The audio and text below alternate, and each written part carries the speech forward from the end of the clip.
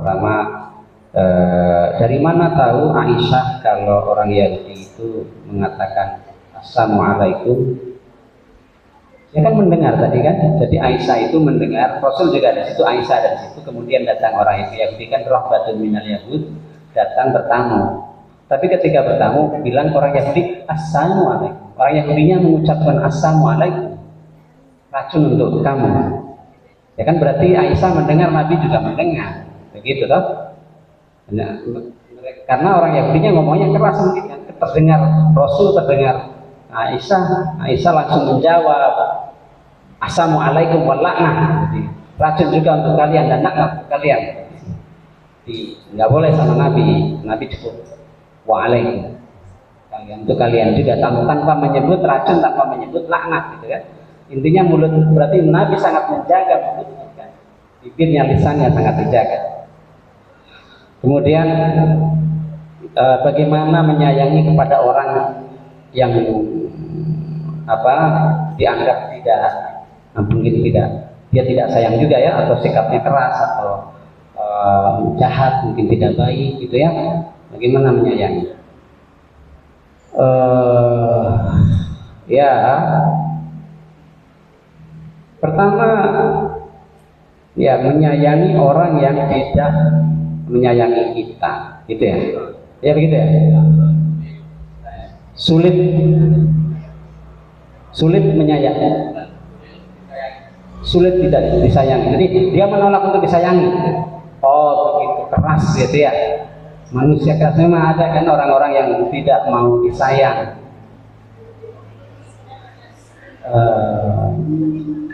Mestinya bisa ya. Pasti orang itu mau disayang. Tidak ada orang di dunia tidak mau disayang ya kan?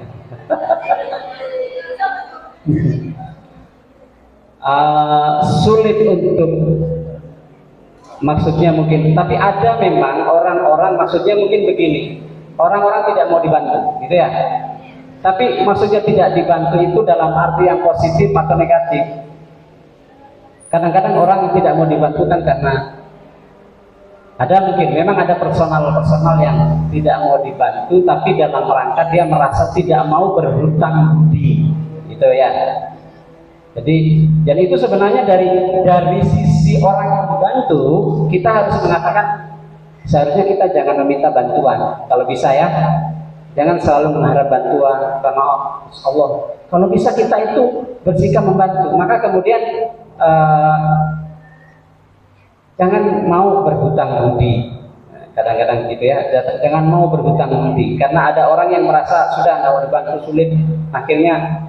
Tapi pada dasarnya orang itu ya kalau dalam kesusahan semestinya minta dibantu, artinya membutuhkan bantuan. Tapi mungkin caranya kali ya, kita harus mempelajari setiap orang itu mempunyai metode bagaimana supaya kita bisa membantu. Bagaimana metodenya? Ya beda-beda, setiap orang beda. Saya tidak mungkin terlalu lama kalau kita jelaskan, tapi yang jelas setiap orang pasti punya cara mau dibantu atau ya pasti ada jalannya lah ya. Mungkin ya, makanya kadang-kadang ada kata-kata kesabaran itu tidak ada batas gitu ya. Karena ada kata sabaran itu tidak ada batas, tapi ada yang mengatakan sabar itu ada batasnya. Ya itu dua madhab yang bisa diikuti lah, terserah kalian mau ikut. Tapi sebenarnya kan kalau bisa idealnya kan kita harus terus sabar.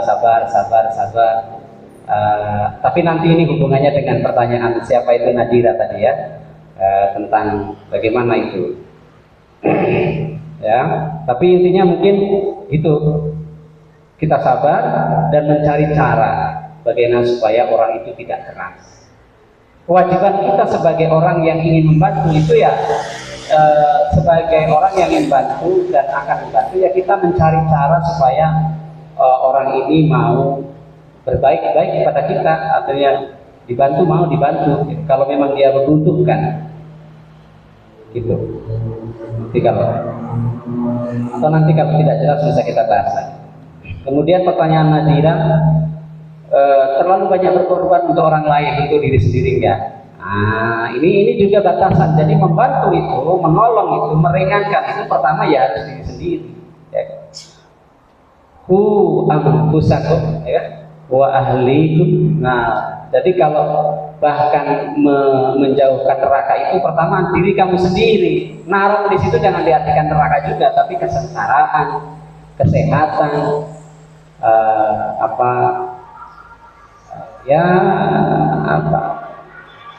kesehatan, apalagi kehidupan. Jangan gara-gara orang lain Anda nanti bunuh diri jadinya kan. Jadi pertanyaan pertama itu adalah anfusakum, jagalah dirimu dulu.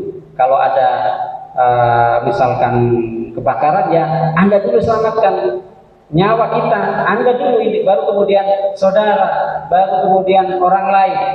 Anfusikum wa ahlikum, keluargamu baru. Ya seperti di pesawat itu kan kalau ada darurat, oksigen darurat gitu ya. Anda sendiri harus pasang, baru pasang orang lain, bahkan keluarga nanti dulu, kamu dulu. Utamakan dirimu sendiri dulu. Tapi ini kan tadi yang kita bicarakan itu kalau kita berlebihan maksudnya melebihi kebutuhan kita. Kalau kita punya kelebihan dari kebutuhan kita, maka kita jangan pikir, gitu ya, jangan bakhil ya, berbagi dengan orang lain. Tapi kalau kita memang membutuhkan untuk diri sendiri ya, kita harus kesehatan diri sendiri. Kalau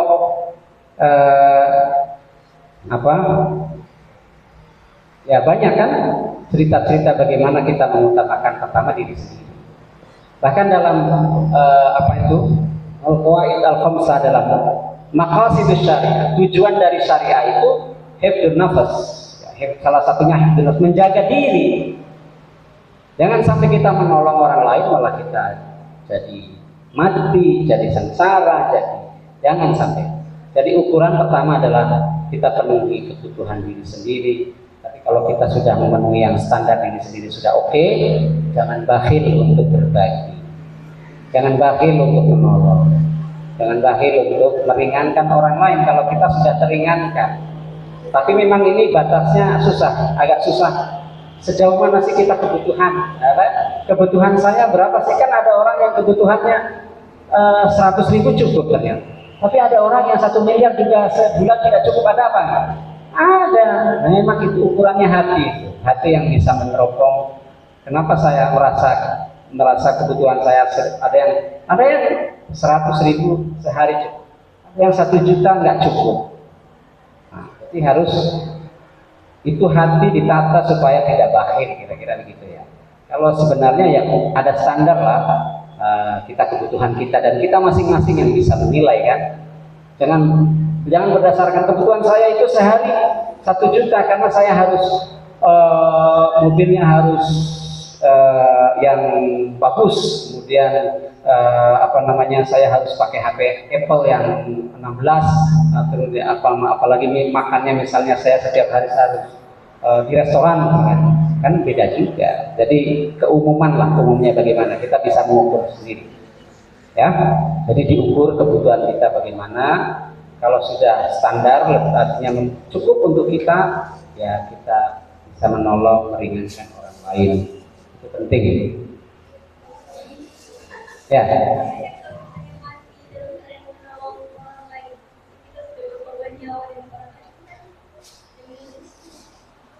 Menolong untuk orang lain jaminan. Iya, betul. Kalau misalnya orang lain tenggelam misalnya, tapi Anda bisa berenang atau tidak? Kalau Anda menolong tidak bisa berenang, bagaimana?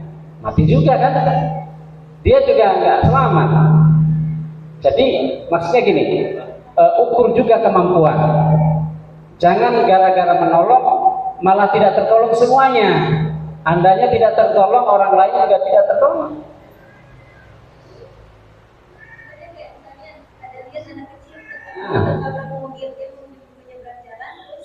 Saya tolong, tapi ini saya yang ditabrak dan mati. Itu sahih. Betul. Itu kan beda. Itu karena memang ya itu Anda sudah punya nyawa kan, artinya anak kecil sudah pasti mungkin. Tapi Anda harus orang berbuat menolong seperti itu keadaannya biasanya kan refleks, ya kan? refleks itu nggak butuh pemikiran, biasanya orang nggak mikir. Dan memang menolong seperti itu biasanya nggak akan mikir selamat dan tidak, dan umumnya ya refleks, ya kan. Dan tidak akan mikir bahwa saya dulu atau tidak, itu umumnya enggak ya. Ya harus tolong itu, tolong kalau memang bisa. Tapi kalau memang bisa disadari bahwa nanti pasti mati, itu kira-kira, itu gimana? Ada anak kecil, mobil, mau ketabrak mobil, tapi Anda yakin nggak kalau Anda tolong dia selamat, Anda selamat? Itu pertanyaannya. Kalau memang harus berpikir ya, kalau memang keadaannya bisa berpikir, berpikirlah kalau Anda tolong dia selamat, Anda selamat. Itu namanya menolong kan. Tapi kalau Anda dalam pikiran Anda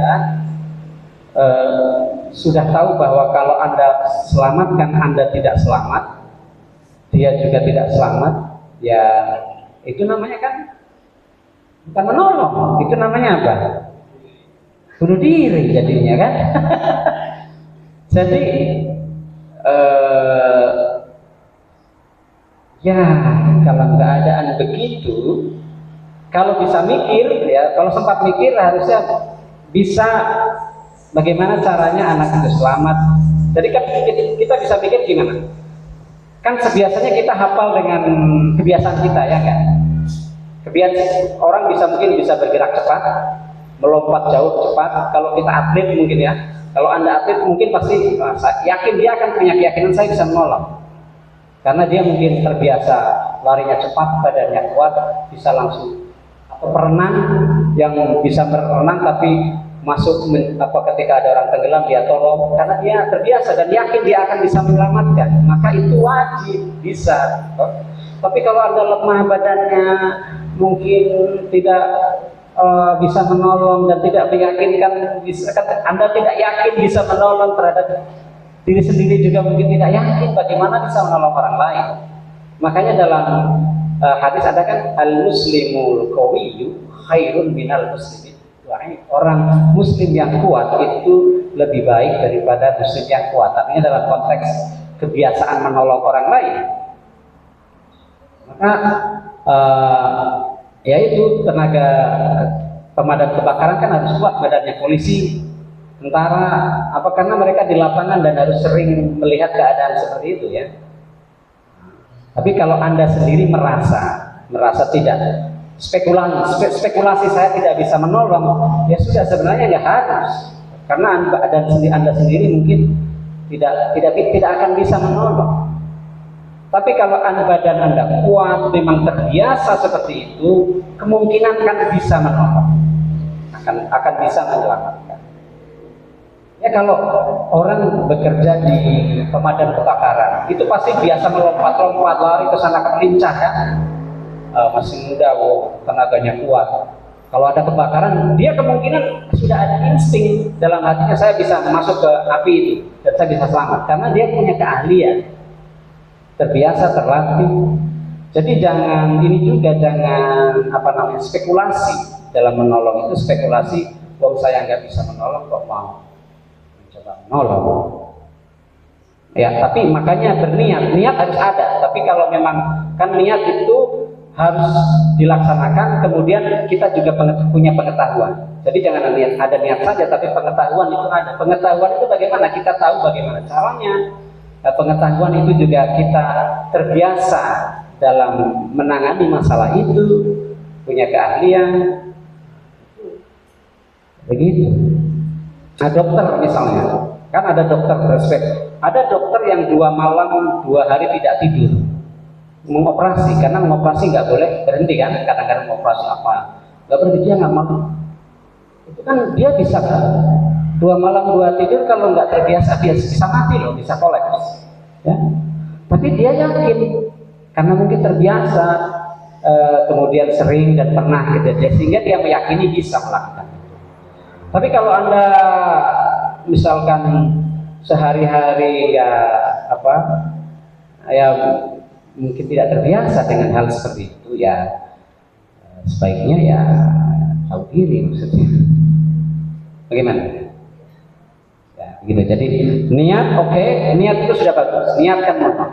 Nah kan sebenarnya begini, pengetahuan itu penting. Makanya pengetahuan cara menolong itu penting. Di Jepang itu, kalau orang jatuh di rel kereta, jangan langsung menolong, nggak boleh. Ada petugas yang menolong, kita nggak boleh langsung menolong. Karena kalau kita menolong bisa jadi kita jadi korban juga, akan ketabrak kereta. Ada bel darurat, bel. Nah, kita harus tahu yang begitu-gitu. Kita makanya cara menolong itu bukan hanya dengan keinginan, tapi pengetahuan itu penting. Bagaimana? Makanya penting ini kalian itu misal harusnya dari yang jadi calon guru itu misalnya harus tahu cara P3K, ya, apa buatan, apa darurat, itu paling nggak itu harus tahu. Ya, dan karena di jalan mungkin ada orang jatuh, apa itu cara apa penolongan pertama pada kecelakaan itu harus tahu. Itu artinya yang dasar-dasar itu, karena kadang-kadang Anda menemui teman Anda pingsan, karena teman Anda ya, itu harus bisa. Hal-hal dasar seperti itu harus bisa. P3K, apa kecelakaan, terus apa lagi? Darurat, yang darurat dasar, Pak. Bagaimana, Nadira? Bisa dipikirkan ya? Jangan mengorbankan diri sendiri. Temannya makan, kamu sendiri nggak makan. Aduh, pingsan. Ya kamu dulu makan. Kalau mau menolong teman, kamu pastikan kamu sehat. Jangan gara-gara menolong temanmu yang sakit kamu jadi sakit. Makan dulu, baru tolong teman. Sehat dulu. Yang lagi nggak sehat, jangan merasa bisa menolong, tutup mulutnya, kan makanya waktu COVID kan Anda tutup itu kan, apa masker, karena jangan sampai kita menjadi korban. Menolong, kita sendiri jadi korban, jangan sampai. Kemudian LGBT, bagaimana kita bersikap terhadap LGBT yang katanya dilaknat begitu. Ya, kemudian orang yang melaknat LGBT itu memang ada di bumi ya. Artinya itu bagian dari jenis orientasi seksual di muka bumi yang memang ada. Satu yang harus kita sadarin ada. Itu ada di mungkin di setiap 40 orang itu ada satu orang yang katanya teorinya. Kalau ada 40 orang itu satu itu ada yang begitu. Orientasi. Tapi dalam Islam orientasi hanya masih di tingkat orientasi itu kan berbeda dari aksi. Toh? Kalau masih orientasi ya itu lumrah orang mencintai. Siapa yang bisa membatasi cinta kita kepada siapa? Ada yang mencintai binatang, ada yang mencintai bersama perempuan, ada yang namanya cinta ya kan? Gak bisa melarang. Anda tiba-tiba cinta, tapi gimana? Yang dilarang itu ketika sudah aksi. Nah, ini dia. Apa aksinya itu? Apa itu? Kalau di dalam di Islam ya, atau di fikih atau di Quran itu ketika laki-laki berhubungan dengan laki-laki dalam arti al-liwat. Al-liwat itu apa? Al-liwat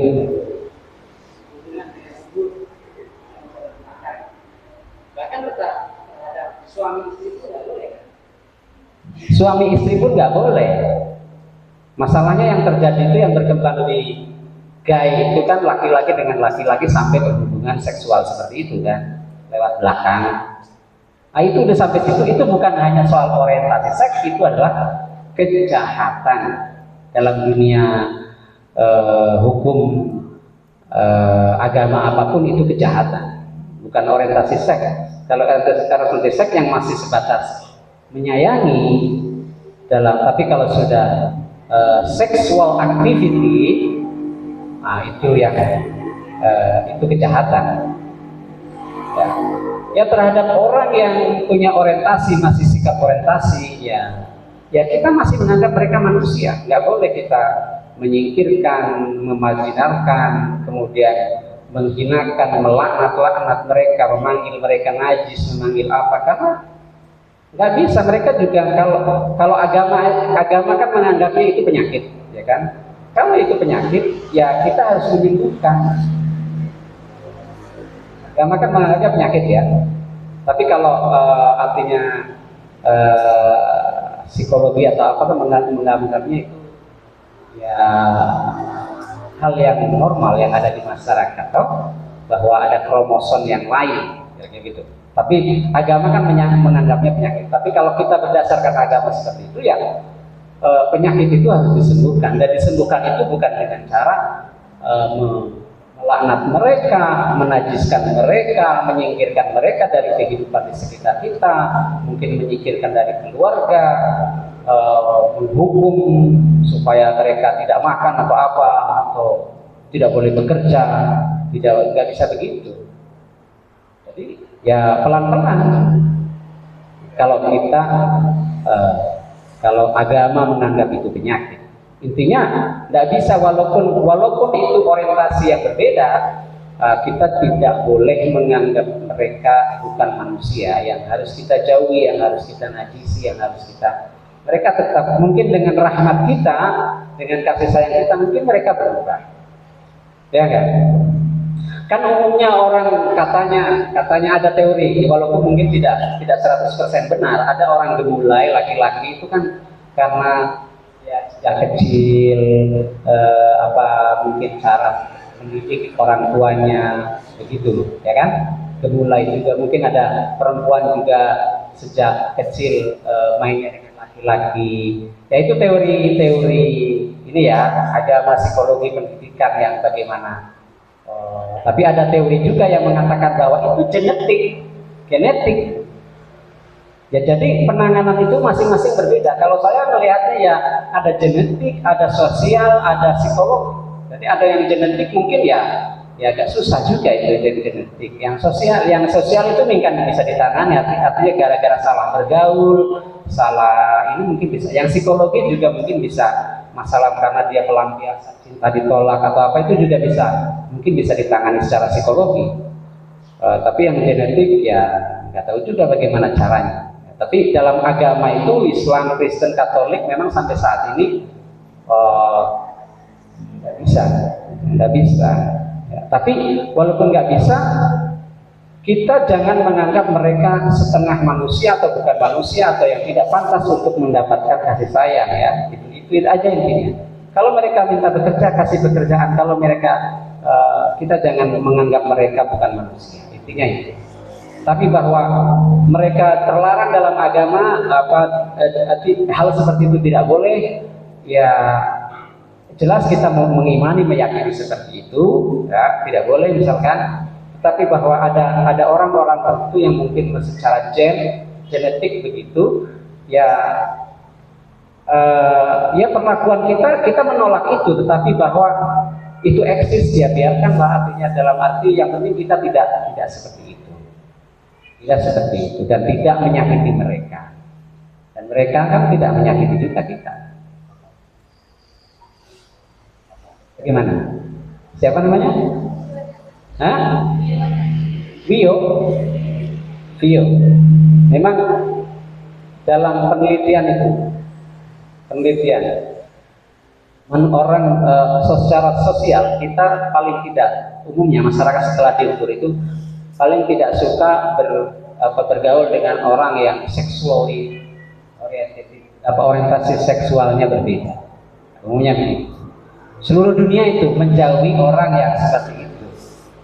Tapi bahwa intinya kita sebagai seorang Muslim atau ajaran Islam, mungkin kita mengimani atau meyakini kita tidak seharusnya seperti itu. Tapi bahwa kalau ada orang yang begitu, ya kita tidak boleh membebani mereka, merusak mereka, menjahati mereka, karena itu menjahati mereka, memarginalisasikan mereka, tidak mengasihi mereka.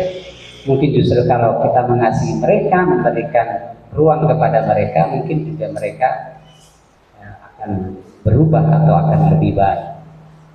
Mungkin bisa suatu saat. Begitu ya. Bagaimana?